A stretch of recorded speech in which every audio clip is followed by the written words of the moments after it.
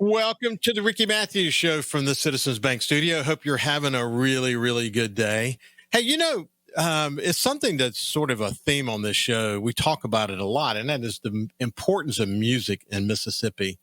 And for regular listeners, you know this, but I grew up playing drums. I often say about drums that drums saved me. And my mother was a piano teacher. And, I was an okay piano player. I think people would say of my piano playing today that I bang on the piano. I became pretty self-taught after she taught me some kind of fundamentals after that. But my love was really in drumming. And I loved a wide variety of music. And, of course, as I got older, and especially after I started hunting in the Mississippi Delta, actually kind of the first big blues marker that I came around and started to want to understand more about it was the blues marker related to Robert Johnson, the great blues musician. And, as time would go on, I started to, through conversations with a wide variety of people, started to really, truly appreciate why they call Mississippi the birthplace of American music. And when you really understand that story and the way that Mississippi, through so many people collaborating in so many different ways, has done such a great job of capturing the Mississippi music story, it's really one that is on the global stage. I mean, literally people from all over the world come here to take it in and to appreciate it. We produced the king of rock and roll. You know that well. The father of country music. And, of course, as I mentioned, the king of blues and Robert Johnson. But, when you think about the Rolling Stones and the Beatles and, Eric Clapton, the whole British blues scene, Bob Dylan, Keith Richards, the list really goes on and on. Robert Plant comes to mind. They've all been impacted. But, literally, they've all been, just about every musician's been impacted in one way or another by something that has happened here in Mississippi. I think one of the smartest things we did along the way was to create the Blues Trail. So you can really see people like B.B. King and Muddy Waters and Howlin' Wolf and, of course, Robert Johnson sort of immortalized. And as you travel across the state of Mississippi and get to see it, where it really took place, their birthplace or where they played or whatever, it is awesome. Even in coastal Mississippi, we have 8 blues markers across coastal Mississippi. Pretty cool. And then you think about the Delta the Delta Blues Museum in Clarksdale. I had one of the last conversations with Bill Luckett before he passed away, his untimely death. But his partnership with Morgan Freeman is so important. And what they're doing at what they've created in the Ground Zero Blues Club is really important. The B.B. King Museum and the Delta Interpretive Center. Again, you could go on and on as it relates to that. The music country trail. Jimmy Rogers, the father of country music. Tammy Wynette, the first lady of country music. I just wrote a few down. Faith Hill, Charlie Pride, Conway Twitty, even Charles Ladeau here in coastal Mississippi. But you have the Jimmy Rogers Museum, Elvis Presley. Oh, man, you could just go on and on. But the Grammy Museum, and look, the Grammy Museum and the role that it plays in Mississippi is hugely important. 28,000 square feet. It's the first Grammy Museum that's actually outside of Los Angeles, celebrating the rich musical heritage of this great state. And so I'm really pleased to have my next guest, Emily Havens, who is the executive director from the Grammy Museum and who hasn't been on the show, shamefully, since 2023. But it's still good to see you, Emily. It's been a long time. It doesn't seem like that long ago, but it's great to see you again. It's great to be here. I can't believe it's been a couple of years since I've been on your show. I'm so excited to be back and to visit with you about music and about the Grammy Museum. Thanks for having me. So, Emily, when you hear the way I framed it, I mean, I could have gone on for another, full show talking about this unbelievable influence, I think about Kingfish, for example. And I mean, there's so many of the more contemporary folks that have had that love of blues and music passed to them. But it's an amazing story. And I bet you love telling it. The story that you just told is one of the ones that we love to share with all of the visitors from around the world. It's one of my favorite places in the whole gallery, but I love being in the Mississippi Gallery and being able to share with visitors just the story of Mississippi and all the great music, all the great musicians that come from this state, the people that we've influenced, the people that have been influenced by Mississippians. It's really an incredible story. More importantly, we love sharing that story with students, with kids, teaching them about our musical legacy here in the state. It's been incredible. In fact, this week, we are in our third day of summer camp. We've got 30 kids from all around the state that are here and learning about music and writing their own songs, but more importantly, learning about our history and the role that we play, just as you told, in American music, for sure. So we actually had a little bit of a Wi-Fi issue, but we can still hear you. So hopefully that will just intermittent and will go away. But I mentioned Kingfish a few minutes ago, but when you think of his story and how he attended a camp, I think is the way the story works, and was inspired, and one thing led to another. But have you seen kids come through your program and end up being inspired to the point that they become musicians? Well, Kingfish is amazing, and what they did, and the opportunities he had at Delta Blues Museum, and Shelley and team is incredible. We teach all throughout the year. We teach drum lessons, we teach guitar, voice, and piano lessons completely free for students. This next year, we will start intermediate lessons because we have seen students that want to come back and learn more, and kind of start fine tuning their skills, maybe as a hobby or certainly even a career one day.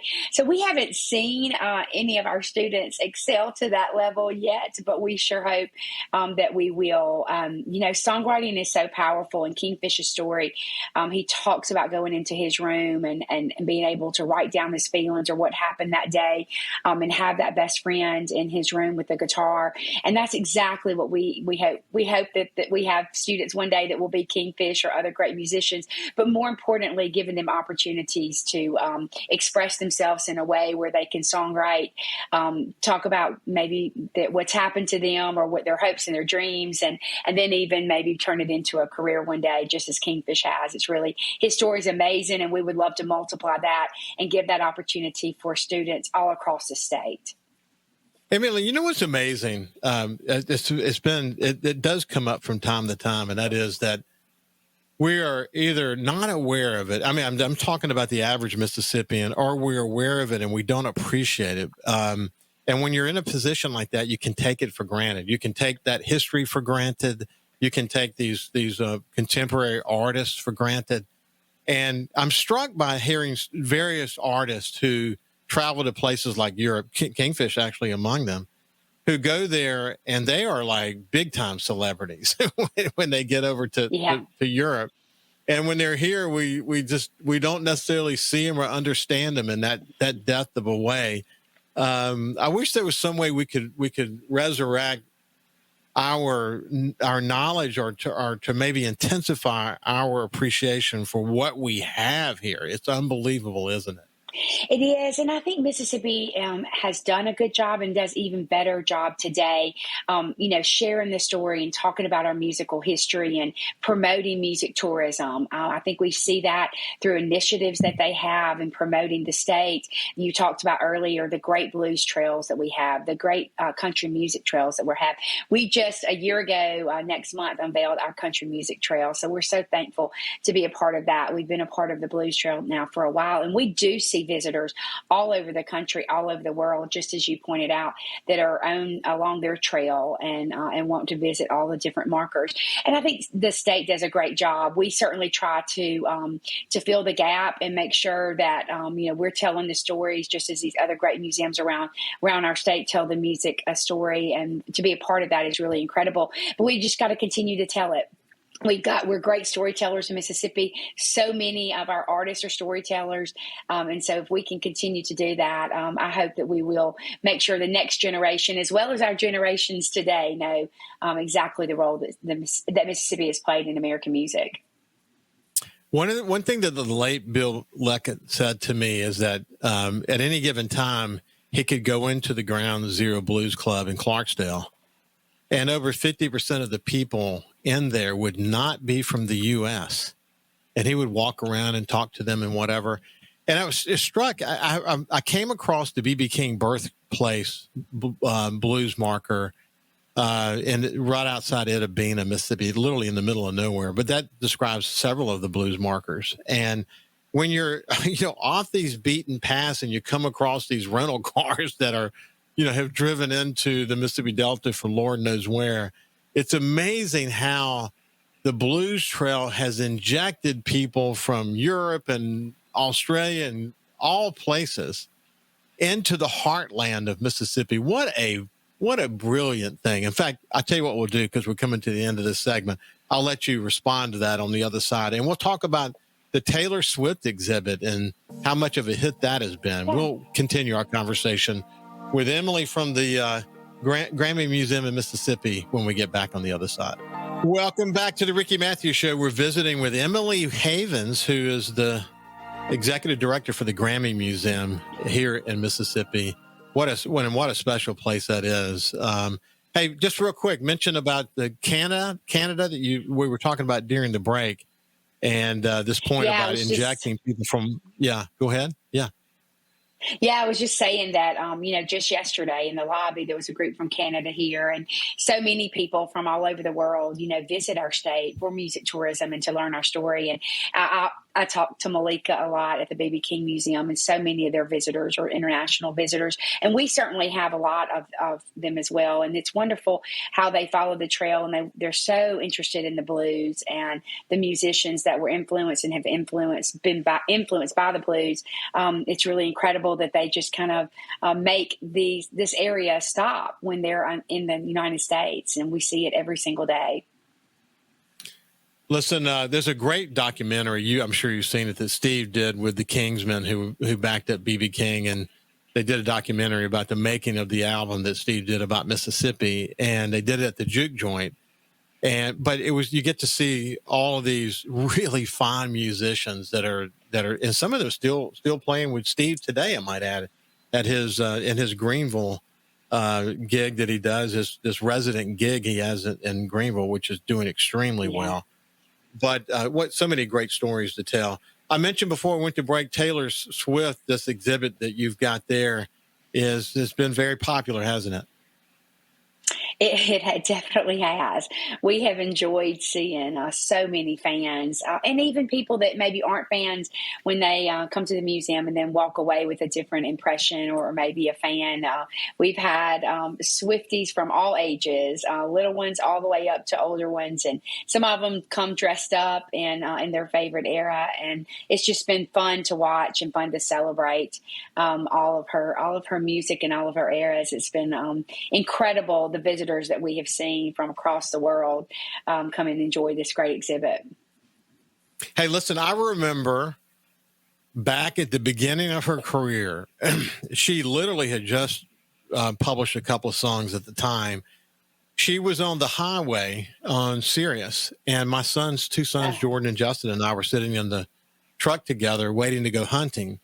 And we listened to this interview with Taylor Swift and talked about writing music. And, it was, of course, the music that they shared was really amazing. And of course, by the time we got done listening to the music, hearing the conversation, we all agreed, man, she's got a real chance. Little did we know that she would conquer genres, I mean, what an incredible 18-year career she's had. She has, and not everyone has been able to go back and forth successfully with different genres, and she certainly has. She's just, in my opinion, just a great singer-songwriter. She's a great performer.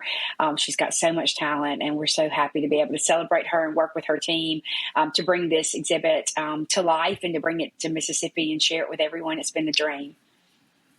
Listen, okay, so if do I have the date right? It's going to run through August the 24th. Is that right? It's the 31st, so Labor Day weekend. Okay. So we will close at Labor Day weekend. And so we have not announced we'll be replacing it, but in a couple of weeks, we've got some big announcements to replace some two of our great exhibits. So we'll be looking forward to announcing that. Hopefully, be back on the show for sure. Hey, one of the cool things about the museum is the fact that I just ran across an article talking about your newest board members. I think they were installed like February 25 or something like that. But I mean, you're a nonprofit. You run it. You have a board of trustees. You've got a great board of trustees, don't you? We do. So supportive and really diverse in age and race and industry, and we've got great people from the music industry and management and artists. Steve, you mentioned Steve earlier. He's on our board. Great local people, regional people, and just really incredible to have such a supportive group of people that want to see this museum succeed for our community, for our state, for education purposes, and all the things that are important for us to be able to provide community program and student program. Really incredible. We're excited. July 2nd, so next Wednesday, a week from today, we will welcome back the Women of the Round, the original 4 women of the Bluebird in Nashville will be back in the museum. And so, we're so lucky to have somebody like Tricia Walker, who is a director emeritus on our board and can bring this group of talented ladies who have had successful careers back to the museum for public programming. And so it's just a little bit of everything on our board. And we're happy that they love the museum and part of our family for sure. That Bluebird Cafe experience is a really cool experience because you get a chance to not only hear music, but you get to hear stories behind the songs. It's kind of iconic, isn't it? To go to the Bluebird once, and it was absolutely incredible. And so, we do our program in the soundstage, and it's a really, intimate setting, about 120 people. And so it's really incredible to hear these ladies' stories in a round robin kind of way and have each one of them, sing an incredible song that they've written and tell the story behind writing that song. And it's just a really special night. It's one of our favorite programs here, and we're just so lucky. So last year, we haven't had all 4 of the ladies in the soundstage before, and so we're excited. Last year, Pam Tillis was unable to make it, so we're looking forward to having the original ladies of the Bluebird back at the museum next week. That's cool. Yeah, I used to go to Steve Azar's Mockingbird Songwriters Festival, and the collection, these wonderful collection of songwriters that he brought to the table there in Leland was so much fun because again, hearing the story behind the songs and so many number one hits being represented by these songwriters. It's incredible the role that they play. So, what's coming up beyond that event that you're really excited about? Well, like I said, we have a couple of exhibits that we'll announce in mid-July that will open. Both of them will open in August. We're working on our fall public programming and getting ready to announce some great programs this fall. Of course, our education gala that we'll announce very soon. So we have a lot coming up that we have not just yet announced, and those announcements will be happening really soon. So we hope people continue to check out our social media pages and follow us and come visit us. And a lot of great things going on at the museum. Like I said, this week is a really busy week with our school, not our school groups, with our summer camp and all the students here. And we can't wait. Friday is their performance where they have written the songs. They will have recorded their songs, learn how to play instruments, and make put it all together in a great live performances for their parents and the community. So we're looking forward to that for sure. So, okay, let's give some details to close it out. If someone wants to visit the museum on Sunflower Road in Cleveland, Mississippi, you can certainly go just do a search on Mississippi Grammy Museum. You'll get a lot of that critical information. But if they're planning their visit, when are you open and some of those basic, details? Yeah, we're open Tuesday through Saturday from 10 to 5, and then on Sundays from 12 to 3. And so pretty much every day we do have some school groups that request on Mondays. In fact, we had school groups this week, and so we do open on Mondays by request, but mostly just Tuesday through Sundays. You can certainly visit our brand new website. We have a new website at GrammyMuseumMS.org, or follow us on Facebook, and you'll know all the latest, what's going on, and certainly SuperTalk, one of our greatest partners, always knows what's going on at the Grammy Museum. So we're super glad to be a partner with you guys, and thank you for all that you do to support us and the programming that we provide for the communities throughout the state. It's important. It's important, and I can't. Obviously, Steve Azar's affiliation with SuperTalk is really important, because we have the opportunity to visit on each other's show on a regular basis, and there's so much passion for the state. And I think one of the things SuperTalk you're really committed to is just making sure, as we were discussing earlier, to do our part in making sure people don't take for granted what is in this wonderful state. When you hear, is it kind of closing out, when people hear that Mississippi has a Grammy Museum, when they fully grasp what that is, are they kind of blown away by that? Yeah, we're really fortunate to still be the only Grammy Museum outside of Los Angeles. And so when you think about these students, that I even think about it, the students that are in the museum today, the only other place these students can do this is in Los Angeles. And so, our summer camp has grown. It's completely free, but it has grown in a way where we have kids from Kansas and Las Vegas and all over that come to our camp. And so they get a little bit of Mississippi culture, history. They meet new friends, and it's really unbelievable to think about that we're just so lucky to have this museum in Mississippi and be a part of the Grammy brand, and be able to celebrate all genres and Grammy winners, and so many of those that come from this great state. Well, Emily Havens, Executive Director for the Grammy Museum here in Mississippi, in Cleveland, Mississippi. Thank you for joining us. Great to see you. Thank you so much, Ricky. Have a great rest of your summer. Come see us. You bet. You bet. Hey, we'll see you after this break.